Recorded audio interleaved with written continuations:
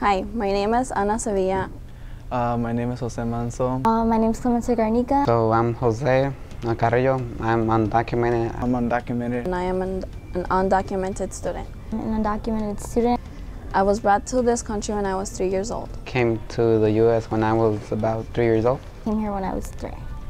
I came to the United States when I was around 6 years old. My parents decided to migrate to the United States. They thought that I would have a better future. I mean, I had no say whatsoever to come here. It was not my choice. We struggled with the homeworks and learning new stuff every day, but overall we got through it with the help of my mom and the teachers. Currently, I was really ashamed to say that I was undocumented. Being an undocumented student is really hard because you don't get the resources that you should get. Sometimes people make you feel less. We struggle a lot and we do a lot in order to get where we want to. I am currently trying to study to be in the nursing program, but since I am undocumented, I have a less chance to actually get into the program and do what I want to do. When you try to apply for something, yet you know you qualify, but just because you don't have your social security or whatever, that you can't do it or that you're not accepted to do so. So I think that's just the hardest thing. Like when you go places, like you don't get like the same rights as everyone else that was born here. My brother and I have struggled a lot. We are 2 years apart and he himself has struggled because I always have to take care of both my brothers. I am more like a mom to them since my mom doesn't really know much about the language and stuff, so I have taken responsibility for them.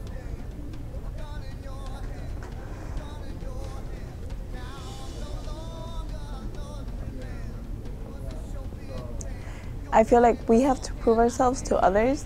My teacher will sit me in the back of the room, sometimes point me out by the other students. Do so many things in order to get what we want to get. And I feel like many people don't see that. They just see the fact that we're undocumented and we just come to take their opportunities, which really we don't. Just because I don't have that so-called paper, social security number, it doesn't mean that I can do as much as they do. Sometimes we even do more than them. We put more effort into our education just because we have needs. They don't have needs. They take everything for granted. To be undocumented, it feels like you can't do anything really because you can't get a good job. You can't do many things that other citizens can do. You are limited to many stuff. You are not seen as well and perfect as the rest. It doesn't really feel weird or anything. Like you're the same as anybody else, just without papers.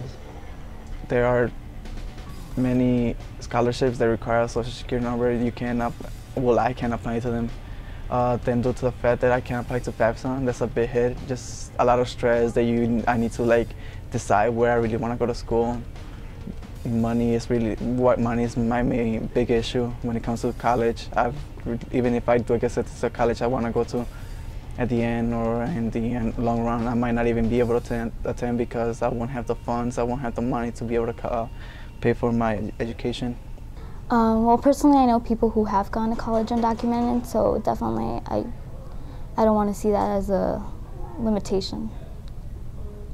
Well, I'm not quite sure what college I want to attend, but definitely it's something I want to do because my parents weren't able to do it, so that's something I want to accomplish.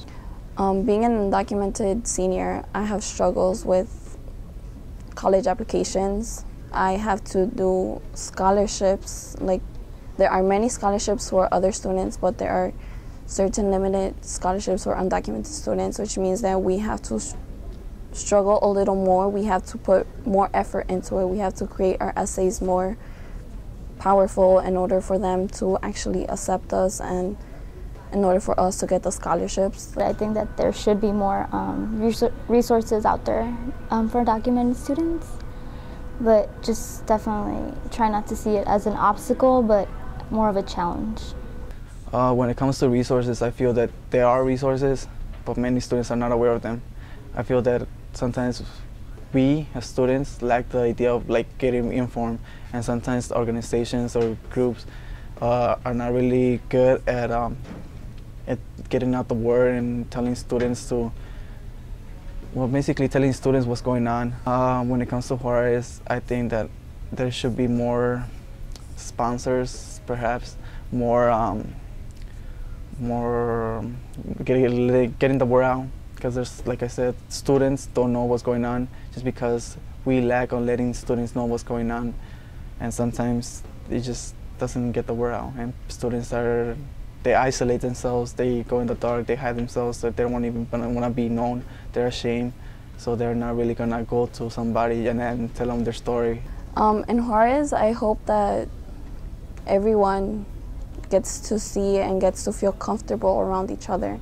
Obviously, many people point out that there's undocumented students or that there's this different type of race and everything, and it shouldn't be like that. We're all in the high school, we see each other every day, we should become a family. Juarez itself should have more programs or should get more involved into helping undocumented students get better opportunities in order to improve themselves and in order for the students to achieve their goals.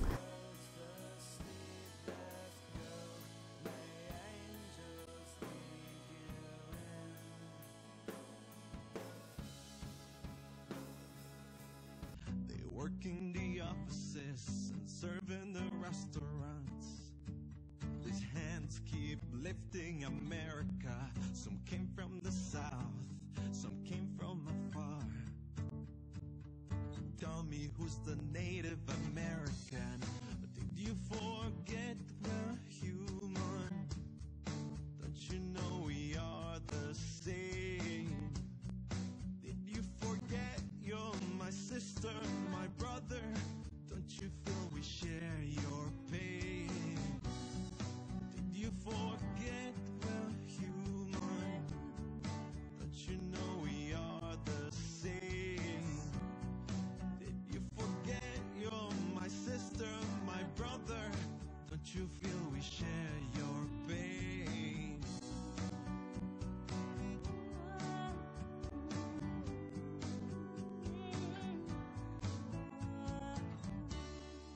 Out of the shadows, we're walking together and into the light. Out of the shadows, we're walking together and into the light. Estamos unidos, marchemos juntos hacia la luz. Estamos unidos, marchemos juntos hacia la luz. Hacia la luz.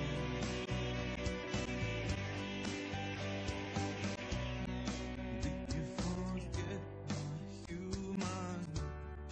Don't you know we are the same? Did you forget you're my sister, my brother? Don't you know we feel your pain? Did you forget we're human? Don't you know we are the same? Did you forget you're my sister, my brother? Don't you know we share your pain? Estamos unidos. My name is Juan Carlos Acon, and I was brought to this country when I was 9 years old. I came to this country with my sisters, Luz Marina and Amparo. So when we arrived, we were undocumented. My mom was already here in Chicago, and when we arrived, we moved straight to Little Village. Walking into our apartment in Little Village, especially, was just a shock. Little Village was a whole new world for me and for my sisters. We certainly did not want to be here in America, but it was necessary for us to be here. At least that's what our parents told us, especially my mom. My mom was here already, and she and my dad had saved enough money to bring my sisters and I over here so that we could be a complete family because we were apart for so many years. But it was really hard here, going to school and really not knowing any English whatsoever. A year after I arrived here, my father passed away. That forced me to wake up and learn English very quickly, and I was now in charge. She had to get 2 jobs to support the family. So I had to then take on a lot of responsibilities because my mother couldn't do it. So I learned pretty quickly how to take care of myself, how to take care of my sisters, and how to take care of my mom. And at the time, I really didn't know too much about universities or colleges, but my mother had always made it known to me that I was going to go to college. And yet every day she would tell me about going to college, even though she really could never help me with anything. She would take me into her room every day and show me her hands every single day. And so she would make me feel the palm of her hand to see how hard her skin had become. And she would tell me, "You're going to go to college because I don't want you to work like an animal in the factory like I do." I always talk about the fact that on the day that my father died, I lost my mother because she really had to be almost more of a dad than a mother. And she would tell me the same thing over and over. And she would follow that with, "Mijo, no tengo nada que dejarte, no tengo herencia, no más tu educación. And you're going to go to college." And it seemed even bizarre to me because he was a woman who had never gone to college herself, even high school, and yet she was pushing me to go. I remember when I was in high school thinking about where I was going to go to college. And obviously that's when it really dawned on me what I needed to do or the challenges that I was going to face. There was always that voice, my mom's voice in the back of my head. I could never escape it. And because she told me the same thing over and over and over for years, even though there were times when I told my mom, "Yeah, Mom, I know what you're gonna say." And I would always even finish the story for her. "You know, I don't want to work like an animal, I know." You know, after a while, it did sink in. It did. It was clear to me that I had to go to college. And all of a sudden, I stopped fighting it. I just knew that I was going to do it. But I also knew what I was up against. I believe I completed more than 30 scholarship applications. And I believe that if it wasn't for that, there was no way that I was going to be going to college. My mother, working in a factory job, had absolutely no money to give me, none whatsoever. So I knew that I had to do it on my own. And it was really hard, especially because at the time, we didn't have the resources that we have, especially here at Juarez. So you had to do it on your own, or you had to find the one person. That's all it takes. Find one person who can help you, who can really connect with you on a different level, and that person will make sure that you succeed. And that's what happened to me. But it really comes back to my mother and how she pushed me and pushed me. She never let me fail. To this day, she does not let me fail.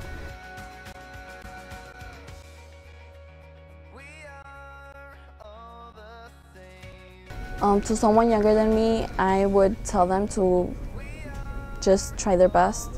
Don't let the fact that you're undocumented stop you from reaching your goal and for striving for better things. You should just keep on pushing yourself, and we'll get through this one way or another. I basically will tell them not to be ashamed, to look for help. We're not the only ones. If we were, then we would really be pointed out by the whole world. There is help out there. We should seek it. It's not it's not gonna come to us. Don't let anyone bring them down. Advice I would give them is definitely try hard academically, because you definitely don't have like you have to make up for it, the fact that you weren't born here. So you really have to try hard, definitely, and like don't give up. I want them to know that it can be done. I want them to dream crazy. I want them to know that if they work hard and that if they continue down that path, that they are going to find their dreams. And doors are going to open for you. They are, because they did for me. The only thing that I ask is that you prepare yourself, because doors will open, opportunities will be there. You just need to be ready to run right through those doors, to take advantage of those opportunities. And you really always have to be on your toes, watching for those opportunities, because they will be there. People will pay attention. People will notice you, because you are extraordinary. And if you continue down that path, you're going to see your dreams truly come true. I know, because I'm proof of that.